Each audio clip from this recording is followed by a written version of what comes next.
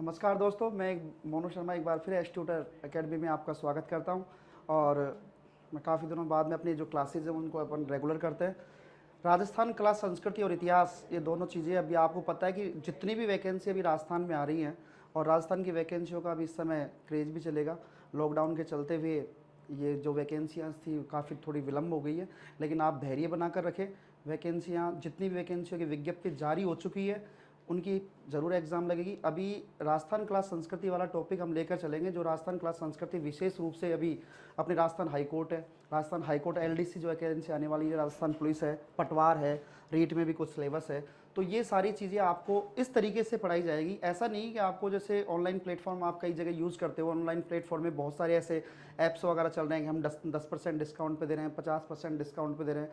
तो वो चीज़ें आपको एक छोटे माध्यम तक सीमित रखती हैं। मैं आपको जो आज ये चीज़ें प्रेजेंट करेंगे वो सारी आपको मैं इतने लेवल तक दूंगा कि आप अगर आरएस की प्रिपरेशन कर रहे हो तो आपको वहाँ तक भी बिल्कुल आपके, मैं जहाँ तक मेरा विश्वास है, जहाँ तक मैंने अब तक का जो मेरा अनुभव रहा है, उसमें 90% क्वेश्चंस आपको इसी प्लेटफॉर्म से आपको मिलेंगे। आप ये विश्वास बना कर रखें और जितनी भी आप बुक्स वगैरह हैं आप उनको यूज़ करो। आपको पता लग जाएगा जो हम पढ़ा रहे हैं आप उनको पढ़ो। उसके बाद में राजस्थान की जितनी भी बुक्स जो मार्केट में आ रही हैं, जिनके ऑब्जेक्टिव क्वेश्चन मार्केट में आ रहे हैं, केवल ऑब्जेक्टिव क्वेश्चन की बात कर रहा हूँ, कोई सी भी आप बुक खरीदना, यहाँ से पढ़ने के बाद उसी टॉपिक को आप उस बुक में से क्लियर करना। मैं आपको पूरा विश्वास दिला रहा हूँ कि आपका कोई भी प्रश्न उस बुक से बाहर, उस अपने इस प्लेटफॉर्म से बाहर नहीं जाएगा। एज ट्यूटर आपके साथ हमेशा बना हुआ है और आपकी डिमांड पर हमें अच्छी अच्छी चीज़ें और प्रेजेंट करेंगे और हम हमारा बेस्ट देंगे। जितना हमसे बेस्ट होगा हम बेस्ट से बेस्ट देंगे। आप हमारे साथ बनकर रहिए और लगातार क्लास में लाइव रहिए। आज जो हमारा टॉपिक होगा वो होगा दोस्तों हमारा, आज हम जो शुरुआत करेंगे वो शुरुआत करेंगे दोस्तों राजस्थान कला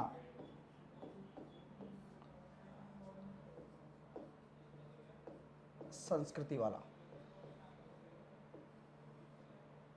दोस्तों राजस्थान कला संस्कृति, अब कला संस्कृति में टॉपिक्स क्या होते हैं। पहली चीज़ तो कई बार होता क्या है कि जैसे कोचिंग वगैरह जितने भी यूज़ करते हैं तो कई ऐसे टॉपिक्स नॉर्मली होते हैं जो छोड़ दिए जाते हैं कि ये टॉपिक इसमें लिखा हुआ नहीं है, सिलेबस में नहीं है। तो मैं दोस्तों आपको एक चीज़ बता दूं, जहां राजस्थान कला संस्कृति वाली हेडिंग आ गई तो वहां पर कई ऐसे टॉपिक हैं जो आपको ना तो किसी प्लेटफॉर्म पर मिलेंगे और ना ही करवाए जाते हैं ऐसे टॉपिक्स। वो टॉपिक्स भी हम आपको रेगुलरली यहाँ से करवाएंगे।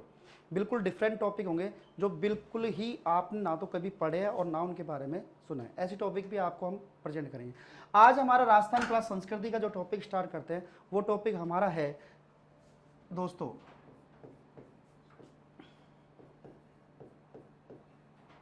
राजस्थान के लोक नृत्य। दोस्तों टॉपिक का नाम है लोक नृत्य। शुरुआत ही अपन तो डांसिंग से करेंगे। लोक नृत्य की शुरुआत, जो अपन कहने का मतलब लोक नृत्य, नृत्य आ गया तो अपनी शुरुआत जहाँ से होगी वो एक उत्साह के साथ में, एक डांसिंग के साथ में अपनी शुरुआत करेंगे। तो राजस्थान के लोक नृत्यों की अगर बात करते हैं, लोक नृत्य होते क्या हैं। पहली चीज़ तो होता है कि लोक नृत्य हुआ क्या। जैसे अभी आपने देखा कि जब कोई बच्चा पैदा होता है तो वो भी रोकर जब पैदा होता है तो अपने हाथ पैर हिलाता है, तो वो भी अपने अंगों का प्रदर्शन करता है। लोक नृत्य जो होते हैं वो देवी देवताओं को खुश करने के लिए भी होते हैं। दूसरा, जितनी भी जो बुरी आत्मा या बुरी शक्तियाँ होती हैं उनको नष्ट करने के लिए भी होते हैं। अब हम बात करें राजस्थान के लोक नृत्य की। लोक नृत्य कितने प्रकार के होते हैं, कहीं आपको 2 प्रकार, कहीं 3 प्रकार के, कहीं 4 प्रकार के, अलग अलग अपने फंडामेंटल होते हैं, अपने अपने अलग अलग व्यूज़ होते हैं कितने प्रकार के लोक नृत्य होते हैं। राजस्थान के लोक नृत्य के संदर्भ में अगर हम बात करें तो राजस्थान के लोक नृत्य जो आज हम पढ़ेंगे उनमें हम सबसे पहले जो पढ़ेंगे वो आपको पढ़ाए जाएंगे क्षेत्रीय नृत्य।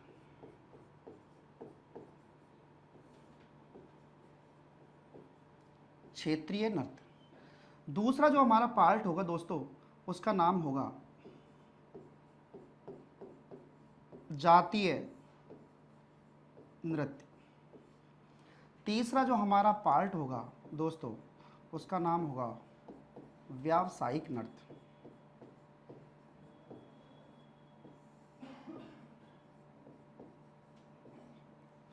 और दोस्तों अगर इसी में चौथा एडिशन अगर हम जोड़े तो उसमें हम जोड़ सकते हैं अन्य नृत्य में। हालांकि इनको हम धार्मिक नृत्य भी बोल सकते हैं, जैसे गोगा जी के नृत्य हैं, तेजा जी का नृत्य है, रामदेव जी का नृत्य होता है, ये धार्मिक नृत्य में आ जाते हैं, लेकिन मैंने इसमें टॉपिक डाला है आपको अन्य नृत्य में। अब हम ये 4 चीज़ें आपके सामने नाम से ही स्पष्ट हो रहा है। क्षेत्रीय नृत्य, क्षेत्रीय नृत्य क्या होते हैं? ऐसे नृत्य जो किसी क्षेत्र में विशेष में किए जाते हैं उन्हें क्षेत्रीय नृत्य कहते हैं। जैसे आपने सुना होगा कि जालोर का ढोल नृत्य, भरतपुर का बम नृत्य, मारवाड़ का गोला नृत्य, शेखावटी का चंग नृत्य। ऐसे नृत्य जो किसी स्थान विशेष से संबंध रखते हैं, ऐसे नृत्यों को क्या बोलेंगे दोस्तों? क्षेत्रीय नृत्य बोलेंगे। दूसरा होता है जातियां। जातीय नृत्य में क्या होता है? किसी जाति विशेष द्वारा किए जाने वाले, जैसे भीलों की अगर बात करें तो गवरी हो गया। अगर प्रश्न पूछ लिया जाए कि गवरी नृत्य कौन सी जाति का है, तो भील जाति का हो गया। उसके बाद में अगर ग्रासीय जाति की बात करें तो वालर नृत्य हो गया। अगर गुर्जर जाति की बात करें तो चरी नृत्य हो गया। कंजर जाति की अगर बात करें तो उसमें आ जाएगा आपका चक्री नृत्य हो जाएगा। तो ये जो नृत्य है, जातीय नृत्य, किसी जाति विशेष द्वारा किए जाने वाले नृत्य, वो नृत्य कहलाते हैं दोस्तों जातीय नृत्य। अब बात की मैंने व्यावसायिक नृत्य। अब ये व्यावसायिक नृत्य क्या होते हैं? व्यावसायिक नृत्य, व्यावसायिक नृत्य में ध्यान रखना, व्यवसाय आ गया। व्यवसाय में क्या होगा? पैसा होगा, धन होगा, उसके पास में आजीविका कमाने का जो साधन होगा वो होगा दोस्तों व्यावसायिक नृत्य। तो सबसे पहले हमने इनकी सिर्फ एक डेफिनेशन पढ़ी है कि कौन कौन से नृत्य हमारे पास में होते हैं। जैसे क्षेत्रीय नृत्य है, जातीय नृत्य है, व्यावसायिक नृत्य है, और अन्य नृत्य में कुछ ऐसे नृत्य हैं जैसे विवाह के समय में नृत्य किया जाता है जिसको आप बोलते हो टूटिया। टूटिया नाम सुना होगा आपने। जब वर के घर से, मतलब जब बारात चली जाती है तो वर पक्ष की जो महिलाएं होती हैं वो पीछे से जो नृत्य करती है उसको बोलते हैं टूटे नृत्य। जैसे गोगा जी का नृत्य है, तेजा जी का साध नृत्य होता है, बिगड़ नृत्य होता है। एक नृत्य दोस्तों आपने सुना होगा जिसका नाम है चाक चाणी नृत्य। चाक चाणी नृत्य, इसका भी नाम सुना होगा आपने। ये चाक चाणी नृत्य दोस्तों किया जाता है अपने, अगर आप स्कूलों में पढ़े हम सारे के सारे, तो पेरेंट्स डे पर या फिर जैसे गणेश चतुर्थी पर स्कूलों में जो नृत्य किया जाता है वो चाक चाणी नृत्य होता है। तो ये हम सारी आज चीज़ें पढ़ेंगे और हम आज शुरुआत करेंगे हमारी सबसे पहले क्षेत्रीय नृत्य से। तो ये मैंने आपको बताई डेफिनेशन कि राजस्थान में जो लोक नृत्य है, लोक नृत्य क्या होते हैं? अपने शरीर के एक अंग प्रदर्शन या भावी अंग जो होते हैं उनको दिखाना, वो क्या कहलाता है? लोक नृत्य की श्रेणी में होता है। और क्षेत्रीय नृत्य, जातीय नृत्य, व्यावसायिक नृत्य, ये इसके प्रकार है। तो हमारा सबसे पहला टॉपिक होगा आज क्षेत्रीय नृत्य का।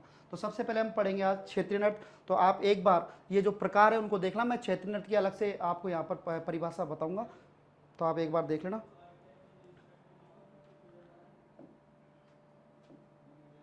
अब दोस्तों सबसे पहले हम पढ़ेंगे यहाँ पर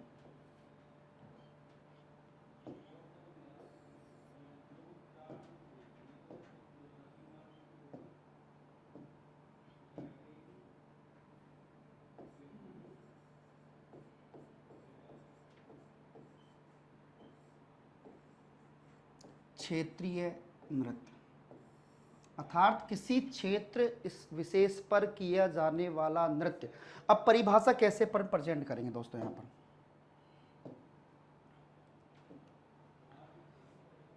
किसी स्थान विशेष पर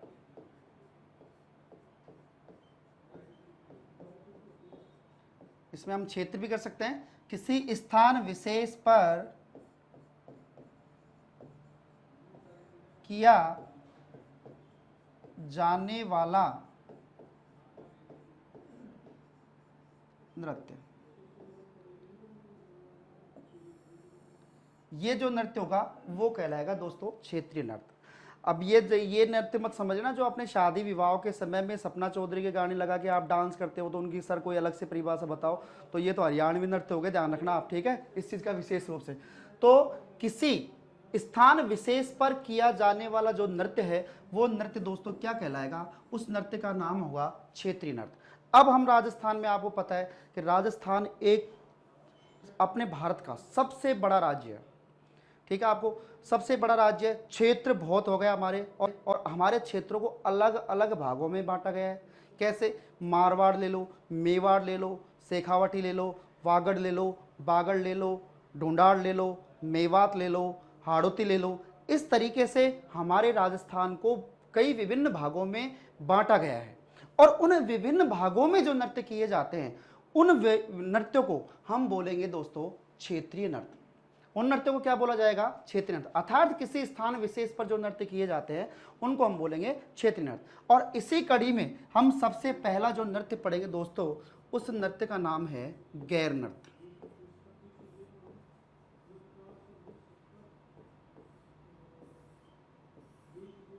दोस्तों इस नृत्य का नाम है गैर नृत्य। अब आप यहां पर एक सबसे बड़ी चीज है कि ये दो जगह किया जाता है नृत्य। एक तो दोस्तों किया जाता है ये नृत्य मेवाड़ में, दूसरा ये किया जाता है बाड़मेर में। अर्थात हम यहां पर इसको जो पार्टीशन में है वो कुछ भाग में इसको मारवाड़ डाल सकते हैं। अब प्रश्न आ गया आपके पास में कि गैर नृत्य कहां किया जाता है या गैर नृत्य कहां का प्रसिद्ध है। तो सबसे पहले हमारा ऑप्शन है मेवाड़ और उसके बाद में है बाड़मेर।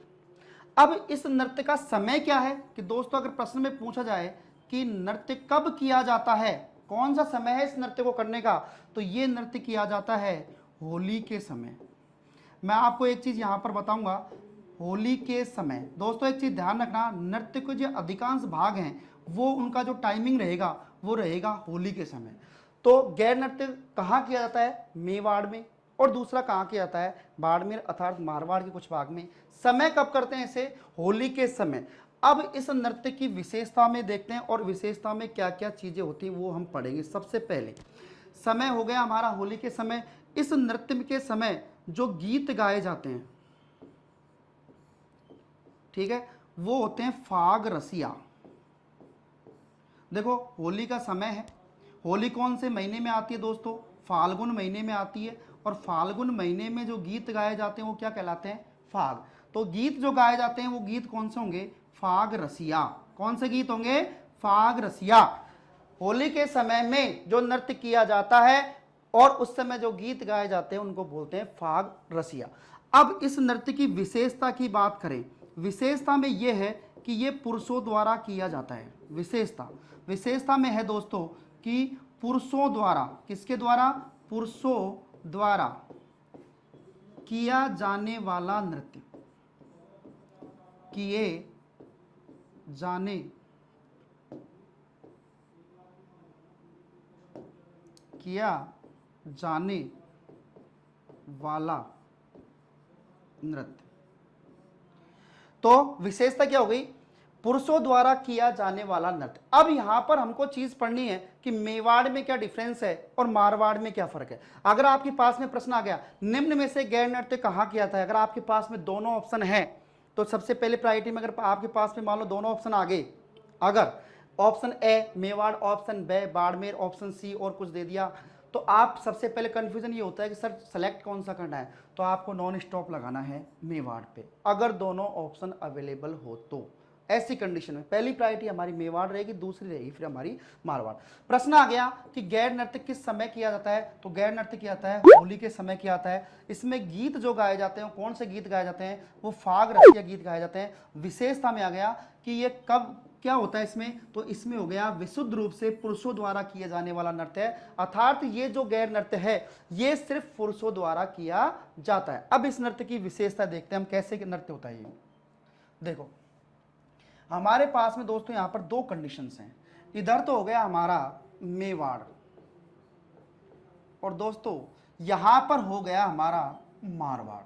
कि भाई मेवाड़ और मारवाड़ में फर्क क्या है गैर नृत्य का?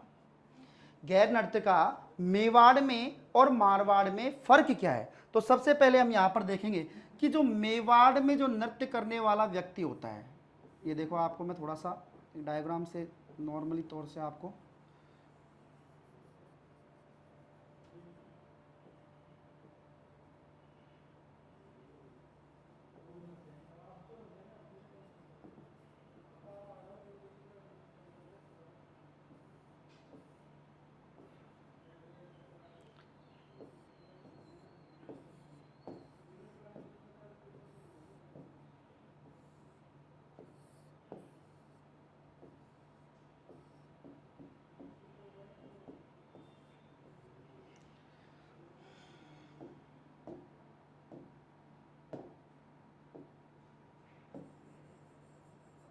दोस्तों यहाँ मेवाड़ की बात करके मेवाड़ में डिफरेंस क्या है और मारवाड़ में डिफरेंस क्या है, ये बहुत बड़ा प्रश्न होता है। ये आरएस लेवल तक भी प्रश्न पूछ जाते हैं कि मेवाड़ और मारवाड़ के गैर नृत्य में क्या अंतर है। तो अंतर की यहाँ पे बात करो, मैंने यहाँ पर आपको कलर्ड किया है, वो चीज़ मैं आपको एक बार यहाँ पर करके और फिर दोनों चीज़ आपको बताऊँगा।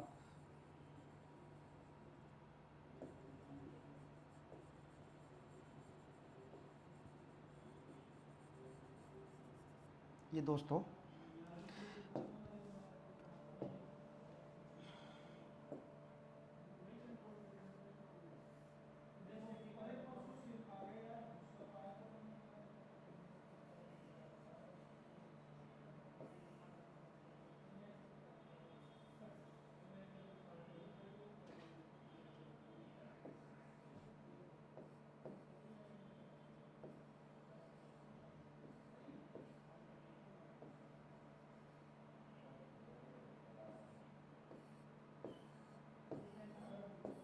ये दोस्तों यहाँ पर मैंने आपको डायग्राम से समझाने का प्रयास किया है।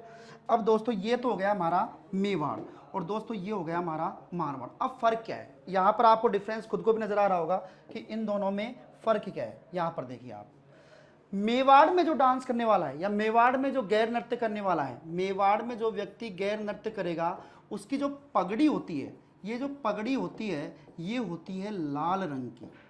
दोस्तों ये पगड़ी कैसी होती है, लाल रंग की पगड़ी पहनकर नृत्य करते हैं। प्रश्न पूछा जाएगा कि मेवाड़ में गैर नृत्य करने वाले नृत्यकारों की पगड़ी का रंग कैसा होता है, तो कैसा होगा, लाल। कहां पर बात होगी, मेवाड़ की। अगर हम बात करें तो मारवाड़ में जो नृत्य करने वाला व्यक्ति है उसकी पगड़ी जो होती है वो पगड़ी का कोई विशेष नहीं होता है, लेकिन जो कलर होता है वो सफ़ेद होता है, जो रंग होता है वो सफ़ेद होता है। लेकिन इस गैर नृत्य में यहाँ पर जो मारवाड़ में भाग लेते हैं उनके फर्क क्या है, इनकी जो कमर है, ये दोस्तों यहाँ पर है कमर, यहाँ पर है ये कमर है। कमर में क्या होता है, ये एक इस तरीके से ये चमड़े का पट्टा, चमड़े का पट्टा।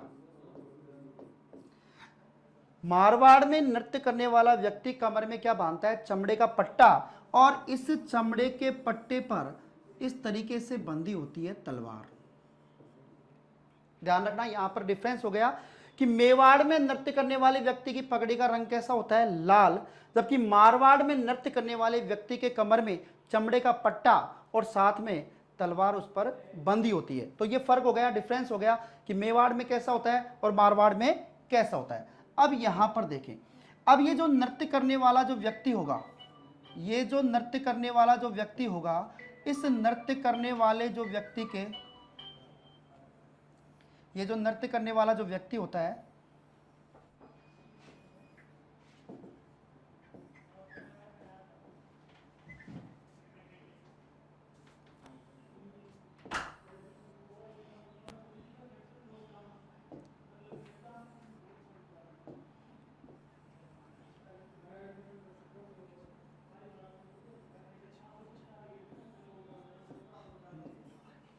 इसके हाथ में इस तरीके से एक लकड़ी होती है। जो अब होता कैसे नृत्य में, देखो इस नृत्य में क्या होते हैं, इस तरीके से एक गोला होता है, ठीक है दोस्तों।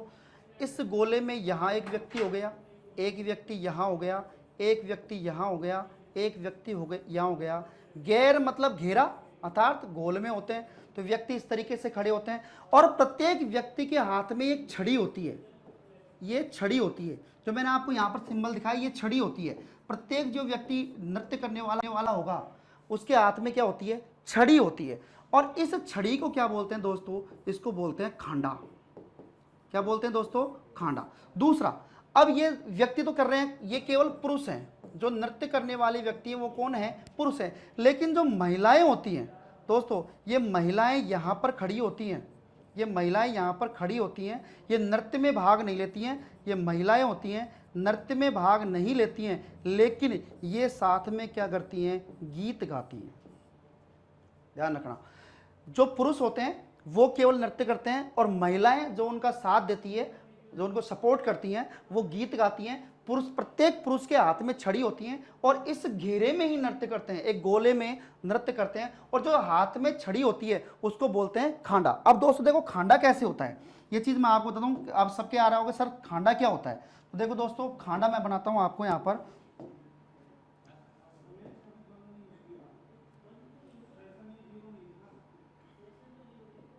जैसे मान लो कि ये कोई लकड़ी है दोस्तों, ये आपके पास में लकड़ी है, ये कोई छड़ी है, ये हो गई हमारी छड़ी दोस्तों, ये हो गई क्या हमारी छड़ी। अब खांडा कैसे होता है वो आपको देखना है एक बार। अब इस लकड़ी पर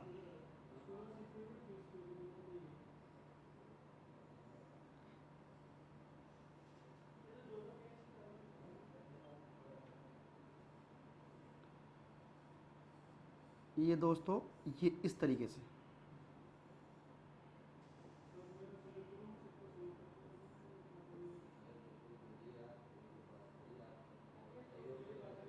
इस तरीके से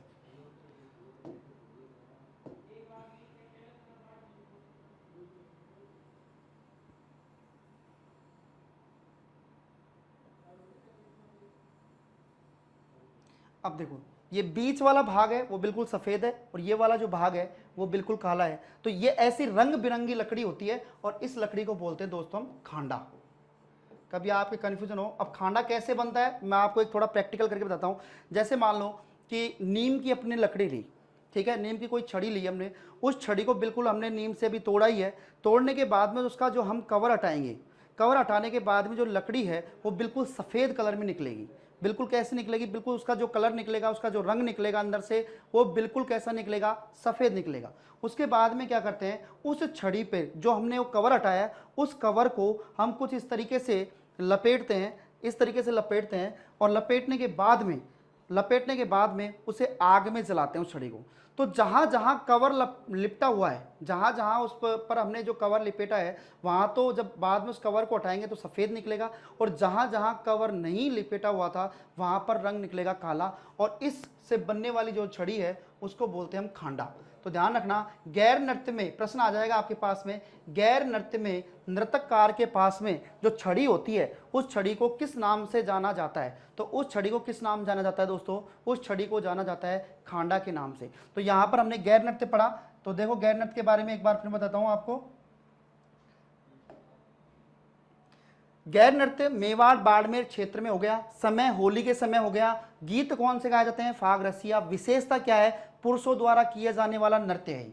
दूसरा इसमें हमने फिर देखा कि मेवाड़ और मारवाड़ में क्या फर्क है। मेवाड़ में जो नृत्य करने वाला, जो गैर नृत्य करने वाला व्यक्ति है वो अपने सिर पर लाल रंग की पगड़ी पहनता है, जबकि मारवाड़ में नृत्य करने वाला व्यक्ति अपने सिर पर सफेद रंग की पगड़ी होती है। लेकिन विशेषता क्या है कि मारवाड़ में नृत्य करने वाले व्यक्ति के कमर में, जैसे अपन बेल्ट बांधते हैं वैसे कमर में चमड़े का पट्टा बांधते हैं और उसमें तलवार टांगते हैं। तो ये ध्यान रखना, तो मारवाड़ में ये है और मेवाड़ में ये फर्क है। दूसरा, अब इसमें मैंने आपको बताया कि नृत्य करने वाले व्यक्ति के हाथ में एक छड़ी होती है, उस छड़ी को हम बोलते हैं खांडा। और खांडा कैसे बनता है मैंने आपको ये भी बताया कि खांडा होता है रंग बिरंगी जो लकड़ी होती है, उससे हम क्या बोलते हैं दोस्तों, उसे बोलते हैं हम खांडा। जहां तक मेरा आपको यहाँ पर कोई इसमें कोई समस्या नहीं होगी आपको, क्योंकि ये बारीक बारीक चीज़ें ऐसी होती हैं, जो प्रश्न ऐसे होते हैं वो अक्सर पूछ लिए जाते हैं और वहां हम होते हैं कंफ्यूज।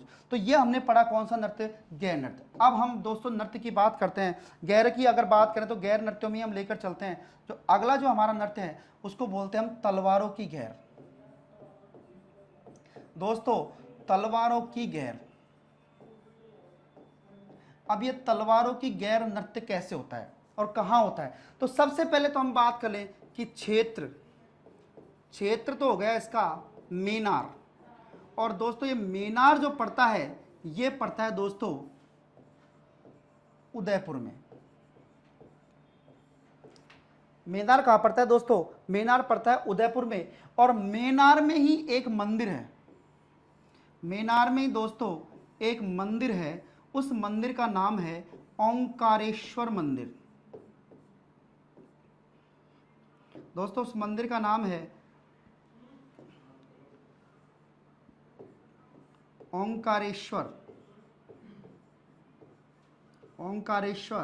मंदिर। और इस मंदिर में ये प्रांगण है जिसको अपन बोलते हैं आंगन। इस मंदिर के आंगन में, इस आंगन में ये नृत्य किया जाता है। कौन सा नृत्य किया जाता है? तलवारों की गैर। अब दोस्तों बात ये है कि तलवारों की गैर चलो ठीक है, ये आंगन में किया जाता है। समय कब होता है? समय दोस्तों इसका जो समय है, इस नृत्य को करने का जो टाइम है, ये कब किया जाता है? भाई कोई तो समय होगा इसको करने का, तो ये किया जाता है होली पर। मैंने आपको बताया कि अधिकांश जो नृत्य हैं वो कब किए जाएंगे? होली पर। अब इस नृत्य में क्यों तो शुरू हुआ, नृत्य की विशेषता क्या है, ये हम चीजें एक बार पढ़ेंगे कि नृत्य क्यों हुआ। क्योंकि ये तो हमने पढ़ लिया, चलो होली पर नृत्य करते हैं। कौन सा नृत्य करते हैं? तलवारों गैर करते हैं। मेनार, एक ध्यान रखना दोस्तों, एक तो होता है मेनाल, मेनाल है भीलवाड़ा में, और मेनार, मेनार है उदयपुर में। और ये पड़ता है उदयपुर से जब हम चित्तौड़ के लिए जाते हैं दोस्तों, उदयपुर से हम चित्तौड़ के लिए जाते हैं तो रास्ते में यहां पर पड़ता है मेनार। ठीक है दोस्तों, यहां पर पड़ता है मेनार, और मेनार में एक मंदिर है, उस मंदिर का नाम है दोस्तों ओंकारेश्वर मंदिर। और उस ओंकारेश्वर मंदिर के प्रांगण में, उस ओंकारेश्वर मंदिर के आंगन में यह नृत्य किया जाता है, और इस नृत्य का नाम है तलवारों की गैर। अब यह नृत्य की विशेषता या चालू क्यों हुआ, अब यहां पर पढ़ेंगे नृत्य का कारण। भाई कोई तो वजह रही होगी ना, कारण की क्या रहा। तो यहां पर आपको एक नॉर्मल चीज बताता हूं मैं, ये हो गया हमारा राजस्थान,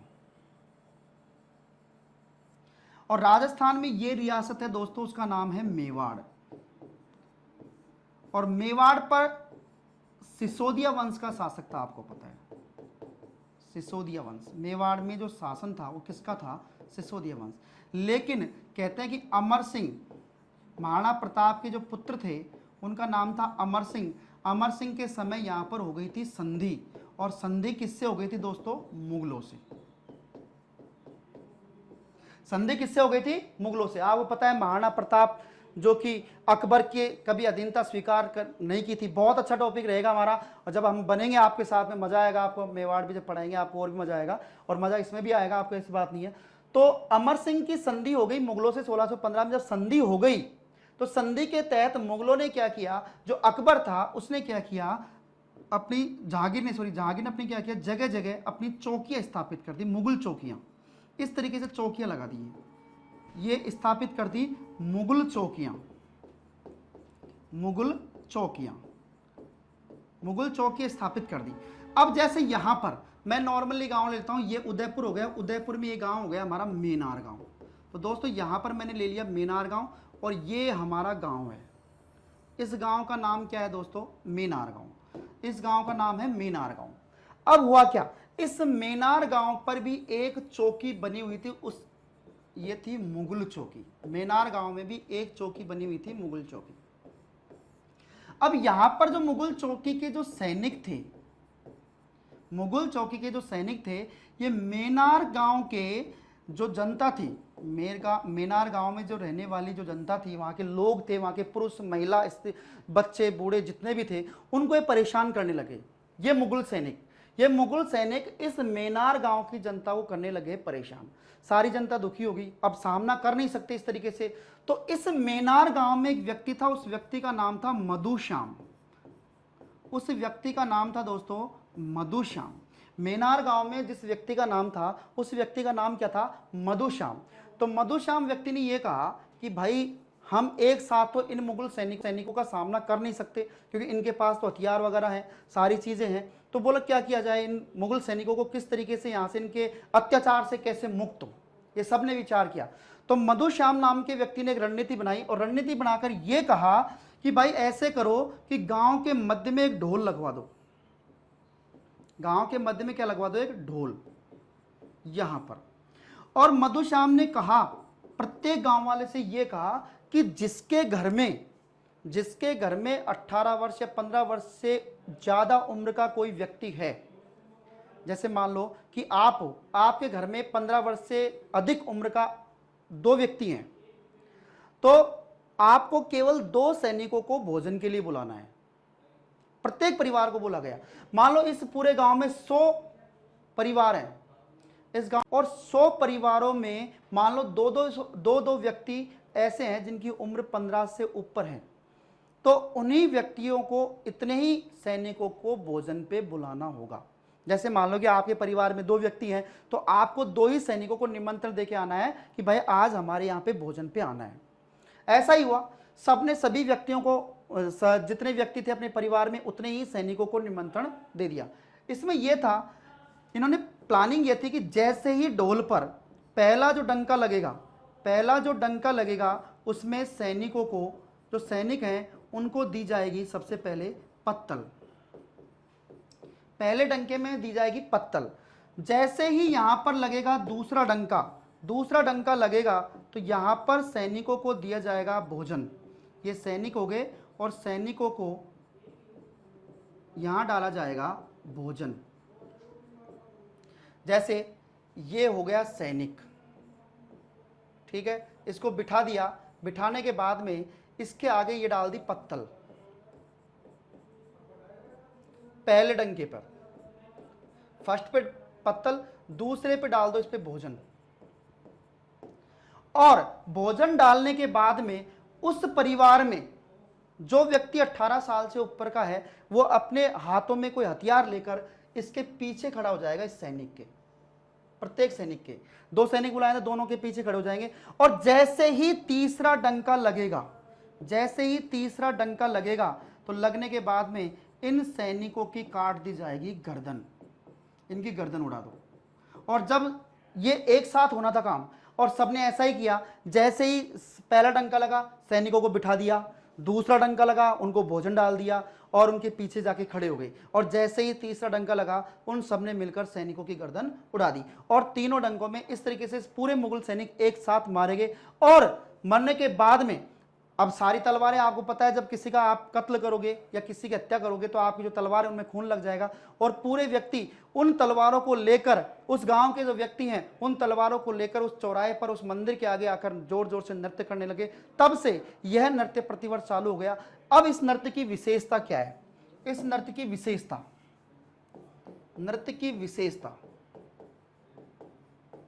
सबसे पहले इस नृत्य की विशेषता है उल्लंघन करने पर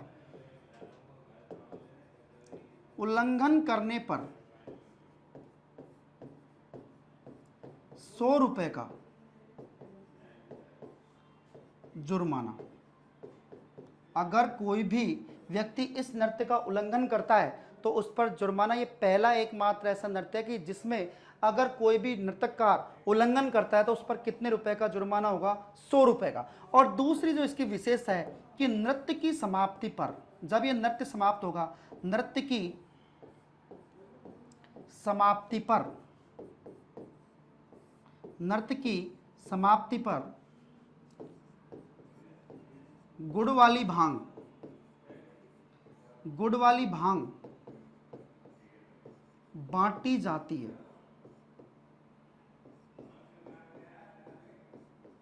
कौन सी भांग बांटी जाती है? गुड़ वाली। तो ये है तलवारों की गैर नृत्य कहाँ किया जाता है वो आप देख लो। अब एक बार तलवारों की जो गैर नृत्य है, ये तलवारों की गैर मेनार उदयपुर में किया जाता है।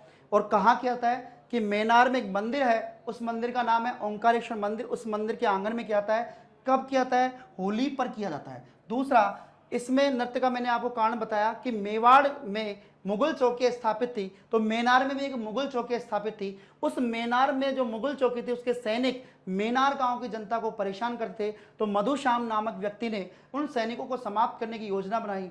और उसके बाद में इस नृत्य को किया जाने लगा, जो कि मंदिर के प्रांगण में किया गया। और तब से नृत्य शुरू हो गया। और इस नृत्य की विशेषता मैंने आपको बता दी कि ये नृत्य में अगर कोई व्यक्ति उल्लंघन करेगा, अगर आप जानते हो अनुशासनहीनता करेगा तो उस पर जुर्माना है। 100 रुपए का एकमात्र नृत्य जिस पर जुर्माना किया जाता है। दूसरा, नृत्य की जब भी ये फिनिश होता है नृत्य, उस नृत्य की समाप्ति पर गुड़ वाली भांग बांटी जाती है। तो ये दोस्तों हमने गैर नृत्य पढ़े। अब इसी में एक और हमारा जो गैर नृत्य बचा है उसका नाम है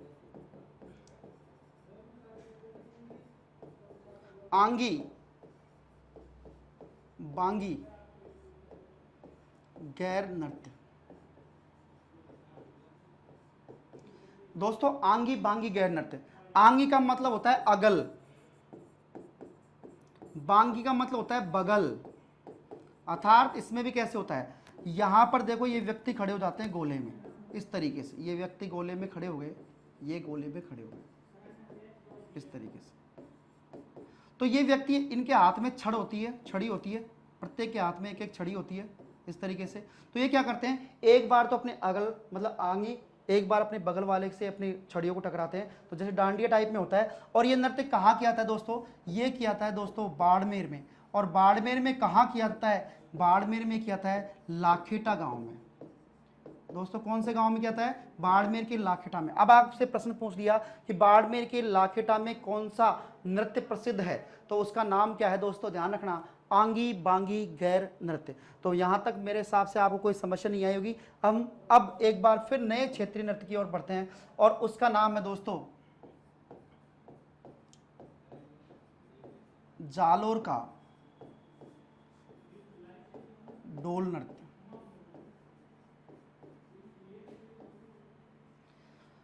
दोस्तों नृत्य का नाम है ढोल नृत्य।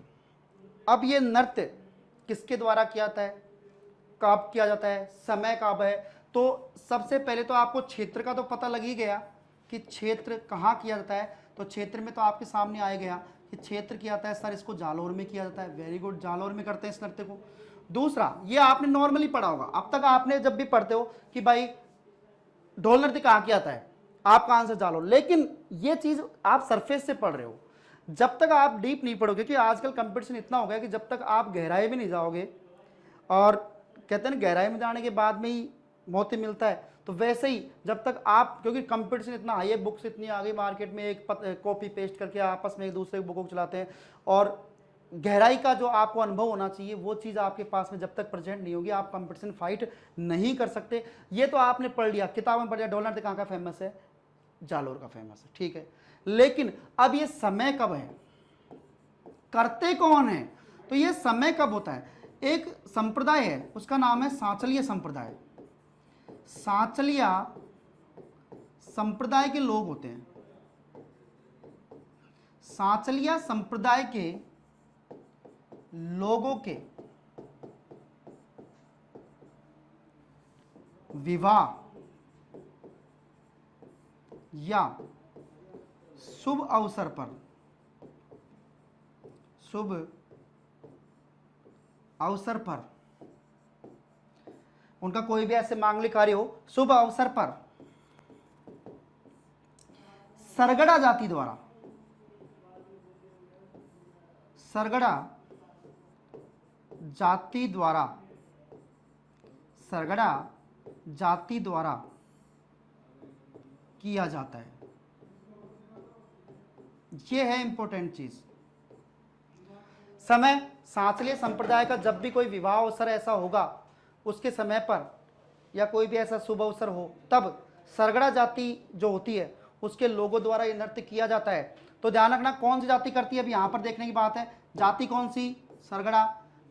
कब करती है, सांचलिया संप्रदाय के अवसर पर। नृत्य का नाम क्या है, ढोल नृत्य। अब इस नृत्य में होता क्या है, इसमें विशेषता क्या है, देखो इस नृत्य में क्या होता है कि कई ढोल होते हैं, ऐसे बहुत सारे ढोल होते हैं, और इन ढोलों के चारों ओर व्यक्ति होते हैं, पुरुष होते हैं, और यहां पर इनको बजाने वाले होते हैं ढोलों को, इस तरीके से इनको बजाने वाले होते हैं। तो ये व्यक्ति बहुत जबरदस्त तरीके से उछल उछल कर बहुत जबरदस्त तरीके से नृत्य करते हैं। और ये जो ढोल है, ये जो ढोल है, ये ढोल को बजाया जाता है दोस्तों थाकना शैली में। दोस्तों ये बड़ा इंपॉर्टेंट है हमारे लिए टॉपिक कि ये जो ढोल नृत्य है, जो ढोल होता है उसमें, उस ढोल को कौन सी शैली में बजाया जाता है। तो दोस्तों ध्यान रखना, इसको बजाता है थाकना शैली में। कौन सी शैली में बजाया जाता है दोस्तों, थाकना शैली में, अर्थात थाकना। तो यहाँ पर संधि विच्छेद करो, थाक प्लस ना, अर्थात थकना नहीं है। आपने देखा होगा अपने ग्रामीण परिवेश में जो देवता वगैरह बुलाते हो तो उस समय जो बजाया जाता है तो वो थाकना शैली में बजाता है, उसमें जोश आता है। आपने देवता वगैरह देखे होंगे ना, तो वैसे बैठा रहता है, नहीं आए कि अभी आया नहीं भाई देवता, लेकिन जैसे ही वो ढोल बजाते हैं तो उसमें अपने जो देवता आने वाले के तो होता ही है जोश, लेकिन जो आसपास बैठे रहते हैं उनमें भी जोश होता है। कैसे, अभी मान लो डीजे बज रहा है, बाहर डीजे बज रहा है आपके पास में, आप घर पे बैठे हुए हो और गाना चल रहा है, तेरी आँख क्या को या काजल, तो आपके पैर यूं करने लग जाएंगे, तो आप खुद भी उस पर डांस करने लग जाओगे। वहां तो नाचने वाले को तो पता नहीं कितना जोश आ रहा होगा, अगर आप उस म्यूजिक को सुनते हो तो आपके पैर, जरूर आपके पैर हिलेंगे। आप भले ही आप नृत्य करना नहीं जानते हो, लेकिन एक बार तो आपके पैरों में हलचल होगी। तो वैसे ही थाक ना अर्थात थक मत, तो ध्यान रखना थाकना शैली में बजाया जाता है ढोल। कौन से नृत्य में? ढोल नृत्य में। अब इस नृत्य में एक चीज और है, इस नृत्य को जो नृत्य है इसको जो पहचान दिलाई है, इसको पहचान जो दिलाई है दोस्तों, ध्यान रखना, इसको पहचान जो विशेष रूप से दिलाई है वो दिलाई है दोस्तों जय नारायण व्यास ने। अगर आपसे प्रश्न पूछ ले निम्न में से ढोल नृत्य को पहचान दिलाने वाले व्यक्ति कौन है, तो उसका नाम क्या है दोस्तों? जय नारायण व्यास। ध्यान रखना, जय नारायण व्यास ने इस नृत्य को क्या दिलाई है दोस्तों? पहचान। तो जालोर का ढोल नृत्य क्षेत्र जालोर हो गया। समय सांचलिया संप्रदाय के लोगों के विवाह या शुभ अवसर पर किया जाता है। इसको करते हैं सरगड़ा जाति के लोगों द्वारा किया जाता है। दूसरा, इसमें जो ढोल होता है उस ढोल को बजाया जाता है थाकना शैली में, और इसको जो पहचान दिलाई है वो पहचान दिलाई है दोस्तों जय नारायण व्यास ने। मजा आ रहा होगा ना आपको? तो मजे, जब तक आप मजे नहीं लोगे तब तक देखो मैं एक चीज जानता हूं, जी के आप अगर जितने मजे से पढ़ोगे ना तो आपको घुसती चली जाएगी दिमाग में, और टेंशन आके बैठ गए, यूं लेके बैठ गए कि क्या होगा क्या नहीं होगा, कंपटीशन इतना है, तो आप कभी भी नौकरी नहीं लगोगे। और जीके को आपको पता है कि तो था भंडार है। मैं आपको इतना विश्वास दिला रहा हूं कि आप अगर हमारे साथ जुड़े रहे तो मैं आपको इतना लिख के दे रहा हूं कि आपका एक भी प्रश्न, मैं 90% का तो मेरा दावा है, 90% क्वेश्चन आपके डिक्टो मिलेंगे, इसमें कोई शक वाली बात नहीं है। और मैं दावे के साथ कह सकता हूं कि अगर ऐसा नहीं होता है तो आप मेरे से कांटेक्ट कर सकते हो, हम आपको सारी चीज़ प्रोवाइड करवाएंगे। साथ में जो हमारी जो मेरी बुक्स वगैरह हैं सारी चीज़ें आपको इसी में हमारे एस्ट्यूटर्स पे ही आपको मिलेंगी। लेकिन आप गहराई से अपने नोट साथ साथ बनाते रहो। और भी अच्छी बात है, मैं आपको टाइम भी देता हूँ, आराम से आप स्क्रीनशॉट लेकर या जैसे भी आप अपने आप साथ साथ, मैं बिल्कुल स्लो लेकर चल रहा हूँ तो आप लिख भी सकते हो। ठीक है दोस्तों, तो ये हमने पढ़ा कौन सा? ढोल नृत्य। अब हम पढ़ेंगे दोस्तों यहाँ पर, आपने सुना होगा बीरबल नृत्य।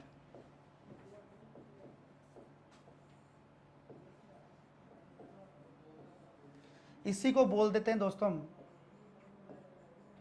मयूर नृत्य। इसी को बोलेंगे हम दोस्तों भैरव नृत्य। बीरबल नृत्य, मयूर नृत्य और भैरव नृत्य आपने सुना होगा नाम, नहीं सुना है तो आज सुन लो। बीरबल नृत्य, अब ये क्षेत्र कहाँ है? क्षेत्र, तो ये क्षेत्र है दोस्तों इसका ब्यावर। और ब्यावर कहाँ पड़ता है दोस्तों? ये आप सबको पता है कि ब्यावर पड़ता है अजमेर में।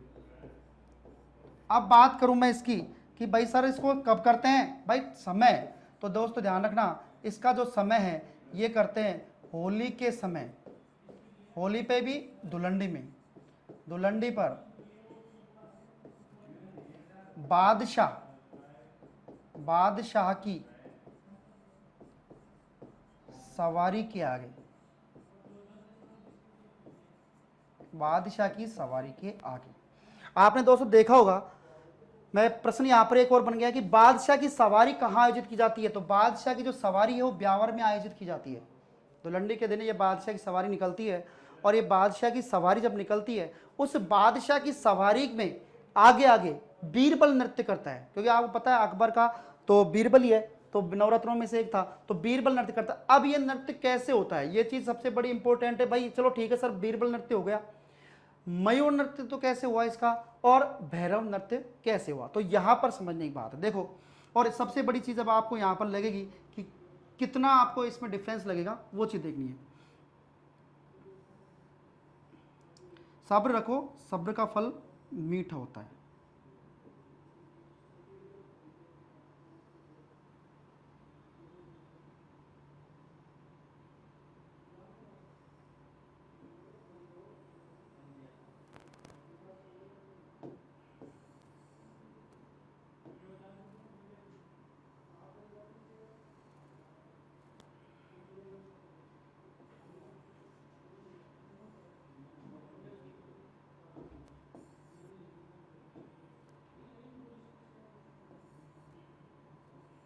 आप यहाँ पर दोस्तों विशेष रूप से चित्र के लिए इतना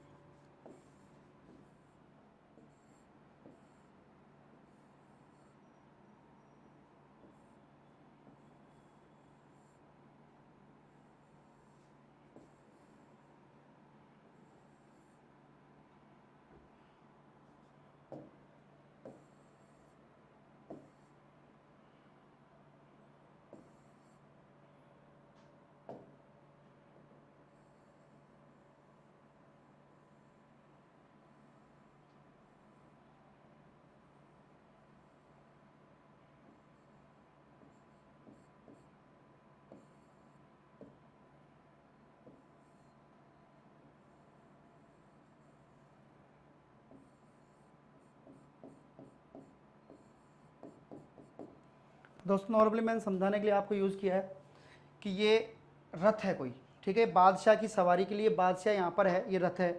तो इस रथ के आगे यहाँ पर इसके आगे आगे ये जो बीरबल है, ये बीरबल नृत्य करता है। अब बीरबल कौन है? तो जो दोस्तों ध्यान रखना, जो बीरबल है, ये बीरबल जो व्यक्ति है ये ब्यावर के व्यास परिवार का व्यक्ति होता है। ब्यावर के व्यास परिवार का व्यक्ति होता है। दोस्तों कौन होता है बीरबल? ब्यावर के व्यास परिवार का व्यक्ति होता है, वो बीरबल का अभिनय करता है। ब्यावर के व्यास परिवार का जो व्यक्ति होता है वो बीरबल का अभिनय करता है। ध्यान रखना, अब यहां पर प्रश्न है कि जो बीरबल नृत्य है उसमें बादशाह की सवारी कौन करता है? क्या अकबर बैठता है या अकबर के रूप में बैठता है, जहांगीर के रूप में बैठता है, टोडरमल के रूप में बैठता है? तो दोस्तों यहां पर जो व्यक्ति बैठेगा वो टोडरमल होगा। ध्यान रखना, कौन होगा? टोडरमल व्यक्ति एज ए बादशाह के रूप में होता है, बादशाह के रूप में टोडरमल होता है। ध्यान रखना। और बीरबल कौन बनता है? बीरबल जो बनता है वो ब्यावर के व्यास परिवार का व्यक्ति बनता है जो बीरबल नृत्य करेगा। और ये जो व्यास परिवार का व्यक्ति, अब आपको पता है ये बादशाह की सवारी 2-3 दिन की होती है, तो उसमें लगातार नृत्य करना पड़ता है। इतनी शक्ति कहां से आती है? तो व्यास परिवार के जो इष्ट देव हैं, व्यास परिवार के जो इष्ट देव हैं, वो इष्ट देव हैं इनके भैरव जी। व्यास परिवार के जो इष्ट देव हैं भैरव जी। व्यास परिवार के दोस्तों इष्ट देव कौन है? भैरव जी।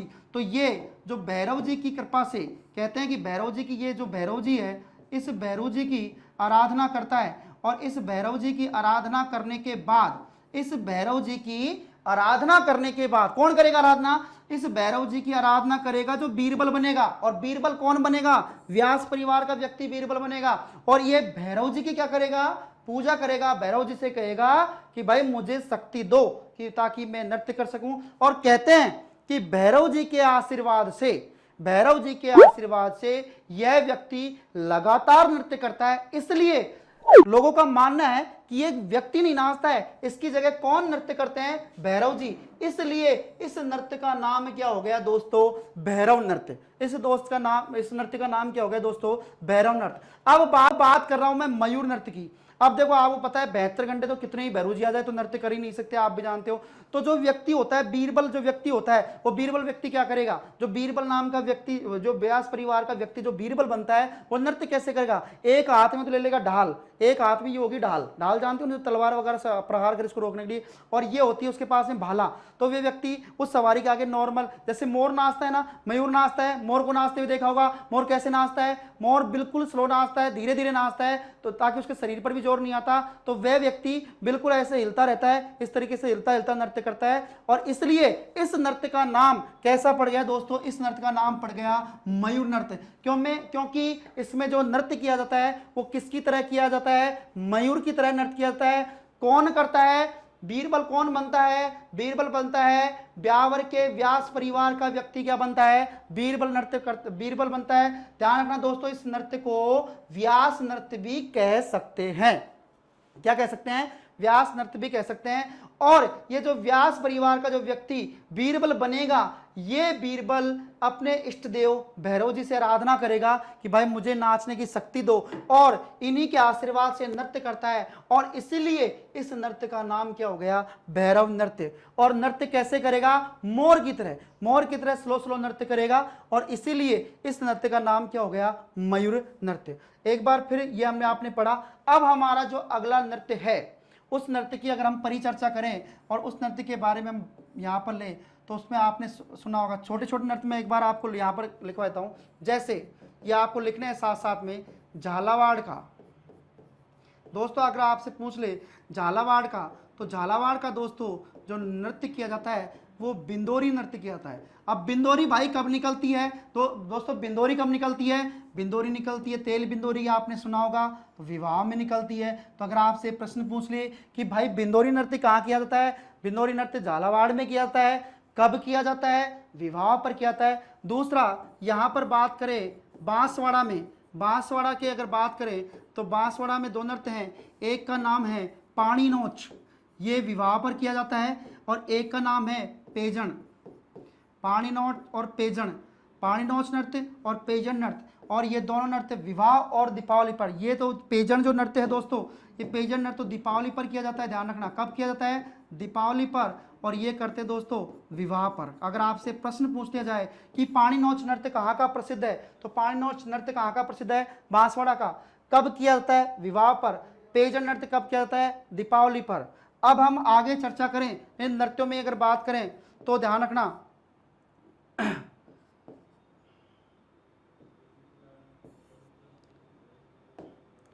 शेखावाटी का, शेखावाटी का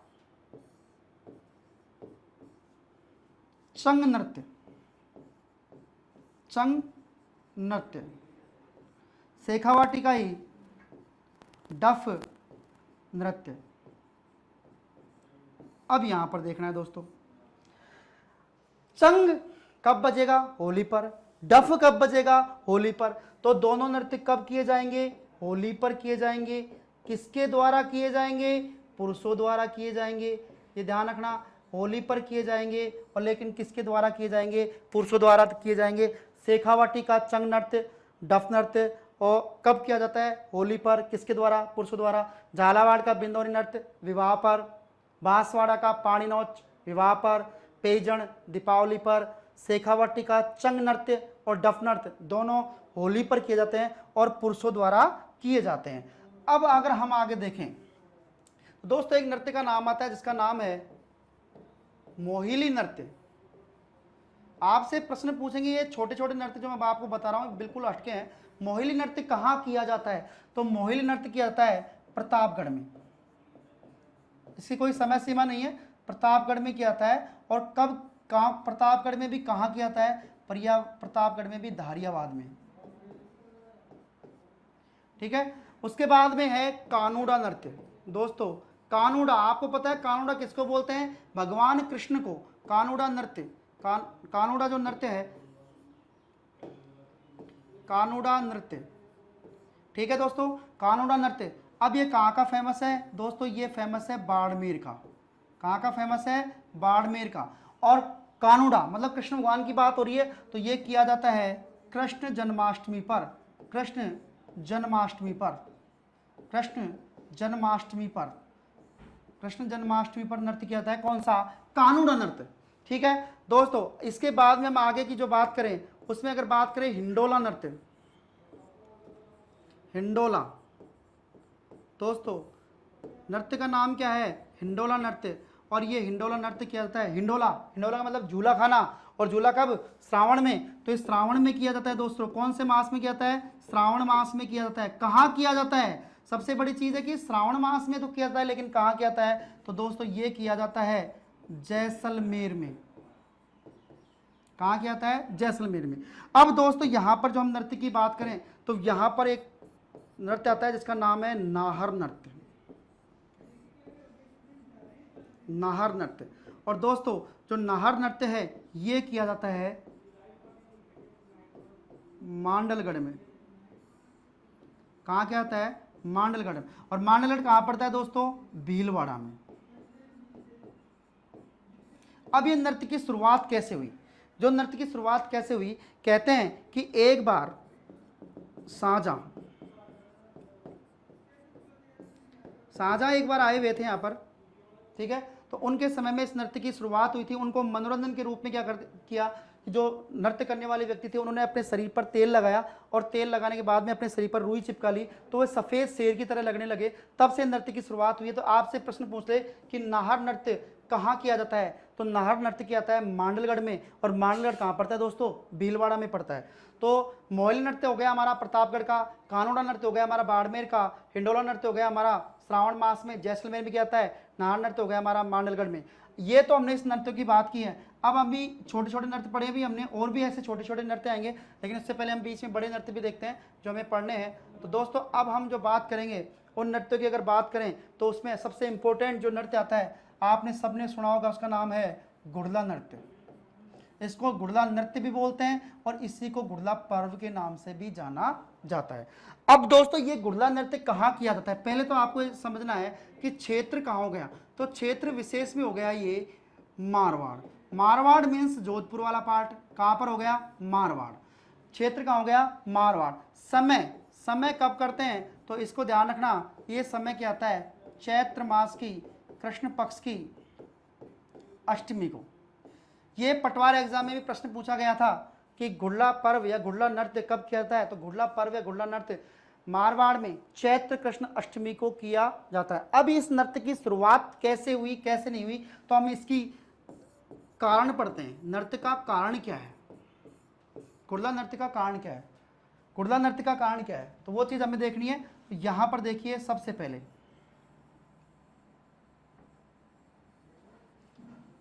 ये हो गया हमारा राजस्थान। राजस्थान में ये वाला हमारा पार्ट हो गया दोस्तों मारवाड़। ये हो गया हमारा अजमेर। दोस्तों ये वाला पार्ट है हमारा मारवाड़ और ये हो गया हमारा अजमेर। अजमेर में यहां पर एक था हाकिम मल्लू खां और मारवाड़ में उस समय था सातल देव।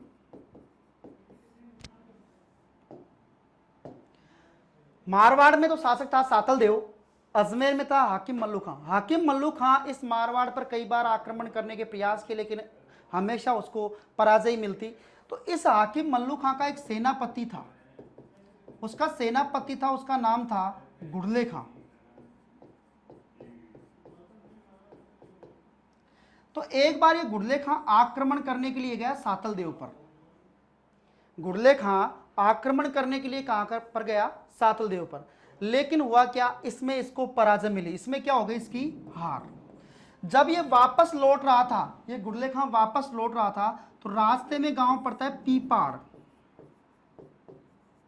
पीपाड़ माता का मंदिर है, ध्यान रखना यहां पर पीपाड़ है। और पीपाड़ में लगभग 140 कन्याएं ये कर रही थी गणगौर का पूजन। क्या कर रही थी दोस्तों? गणगौर का पूजन। हाकिम मल्लू खां का सेनापति गुड़ले खां, एक बार समझ लो, हाकिम मल्लू खां का सेनापति गुड़ले खां जो अजमेर का था, यह आक्रमण करने के लिए गया मारवाड़ के सातल देव पर, लेकिन इसको मिली हार। जब ये वापस लौट रहा था तो रास्ते में इसको स्थान दिखा पीपाड़, और पीपाड़ में 140 कन्याएं जो थी उस समय गणगौर का पूजन कर रही थी। तो इस गुड़ले खां ने सोचा कि यहां से तो मुझे हार मिल गई, क्योंकि आपको पता है कि अगर आदमी अगर गलत प्रवृत्ति का हो तो उसके मन में कुछ और ही करने का आता है। तो इसने क्या किया, इन 140 कन्याओं का इसने कर लिया अपहरण,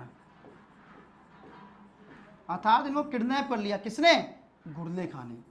गुड़ले खां ने जब इनको अपहरण कर लिया तो इस बात का पता लगा, इस बात का मालूम चला किसको? सातल देव को। इस बात का पता किसको लगा? सातल देव को, कि भाई मेरे राज में से, मेरे इस साम्राज्य में से गुड़ले खां के व्यक्ति 140 कन्याओं का अपहरण करके ले गया, तो करेगा।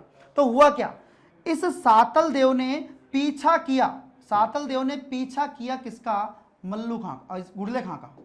और कहते हैं कि इस गुड़ले खां को यहां पर एक स्थान पड़ता है जिसका नाम है कोसाना। और कोसाणा में युद्ध हुआ सातल देव विरुद्ध में हुआ गुड़ले खां। यहां पर युद्ध हुआ किस किस का? सातल देव का और गुड़ले खां का। सातल देव ने गुड़ले खां को मार दिया। सातल देव ने गुड़ले खां को मार दिया और मारने के बाद में गुड़ले खां की गर्दन को काटकर इन जो कन्याएं थी इनको इस गुड़ले खां की, जैसे गुड़ले खां है, इस गुड़ले खां की ये जो गर्दन थी ये गर्दन ये काट कर किसको दे दी? इन कन्याओं को दे दी। और कहते हैं कि इन कन्याओं ने इस गर्दन को इस तरीके से एक बर्तन पे रखा और इसको पूरे शहर में, इस गर्दन को पूरे शहर में घुमाया। और इसने क्या किया? साथ में जो सातल देव था इसने इस पूरे जो सिर था इसको जगह जगह बाणों से छिद्रित कर दिया। अब इन लड़कियों ने इस सातल देव के द्वारा दिए गए इस गुड़ले खां के सिर को पूरे मारवाड़ के जितने अपने क्षेत्र थे उसमें घुमाया और लोगों को बताया कि जो इस तरीके के हाल करते हैं उनका बुरा हाल होता है। सातल देव भी इस युद्ध में घायल हो गया था। अब ये नृत्य की शुरुआत कैसे हुई? गुड़ले खां की पुत्री थी, गुड़ले खां की पुत्री थी जिसका नाम था गिंदोली। गुड़ले खां की पुत्री थी, इसका नाम था गिंदोली। गुड़ले खां की पुत्री गिंदोली ये गई सातल देव के पास। गुड़ले खां की पुत्री जो गिंदोली थी वो किसके पास गई? सातल देव के पास। ये गुड़ले खां की जो पुत्री थी ये गिंदोली जा रही है सातल देव के पास, ये गई और सातल देव से कहा, गुड़ले खां की जो पुत्री थी गिंदोली ने किससे कहा? सातल देव से कहा। तो देखो यहां पर ये तो हो गई कौन? गिंदोली, और ये हो गया सातल देव। गुड़ले खां की पुत्री, गुड़ले खां की जो पुत्री थी गिंदोली ने सातल देव से कहा कि मेरे पिताजी ने इस तरीके से जो गलत कार्य किया है तो ऐसा कार्य भविष्य में कोई ना करे, इसलिए उनके इस दुष्कर्म को या इस तरीके के जो कर्म है उसको दुनिया को ध्यान रखें, ऐसा कर्म करने वालों का ये हाल होता है। इसको रोकने के लिए आप प्रतिवर्ष इस त्योहार का या इस पर्व का आयोजन करें।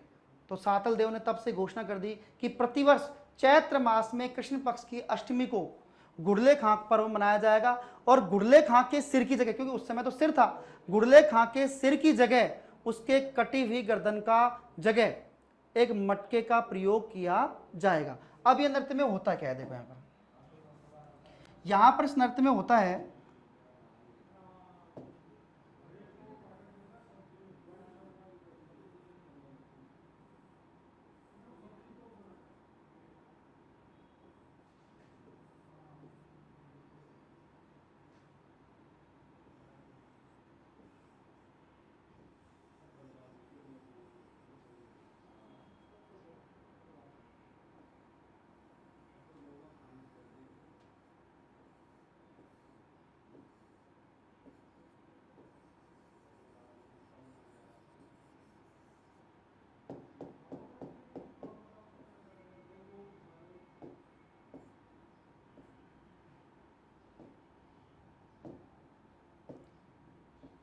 ये देखो इस तरीके से, ये इस नृत्य में होता ये है कि जो लड़की होती है वो अपने सिर पर गुड़ले खां के सिर की जगह एक मटका लेती है। मटके के अंदर ये दीपक होता है, ये दीपक जलाती है, ठीक है, ये मटका होता है, ये मटका होता है, मटके के अंदर दीपक जलाती है और इस दीपक में जगह जगह क्या होते हैं? छिद्रित होते हैं। छिद्रित मटका लेकर, कौन सा मटका लेकर? छिद्रित मटका अपने सिर पर रखती है, उसमें दीपक जलाती है और इसको शहर में घुमाती है। तो गुड़ले खां के सिर की जगह यहां पर किसका इस्तेमाल किया जाता है? छिद्रित मटके का। तो छिद्रित मटके में ठीक है दीपक जलाकर घुमाया जाता है। तो ध्यान रखना, आपसे प्रश्न पूछे निम्न में से किस नृत्य में छिद्रित मटके को सिर पर रखकर घुमाया जाता है? तो वो कौन सा नृत्य है? उस नृत्य का नाम है गुड़ला नृत्य और ये किया जाता है चैत्र मास की कृष्ण पक्ष की अष्टमी को किया जाता है। और इस नृत्य को जो संरक्षण था, इस नृत्य को जो पहचान थी, वो संरक्षण जो दिलाया है वो दिलाया है रूपायन संस्थान रूपायन संस्थान, रूपायन संस्थान जो कि आपको दोस्तों सबको पता है कि रूपायन संस्थान है बोरुंदा जोधपुर में। रूपायन संस्थान कहाँ है? बोरुंदा जोधपुर में। इस नृत्य को विशेष जो पहचान दिलाई है, वो नृत्य को विशेष पहचान दिलाई है बोरुंदा जोधपुर में, ठीक है, रूपायन संस्थान ने। तो ये हमने पढ़ा दोस्तों कौन सा नृत्य? गुड़ला नृत्य। अब हम आगे नृत्यों की कड़ी में पढ़ते हैं।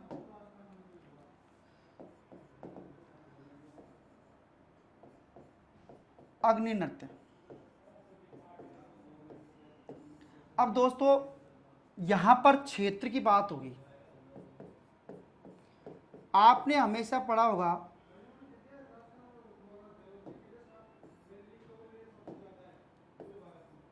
कत्रियासर।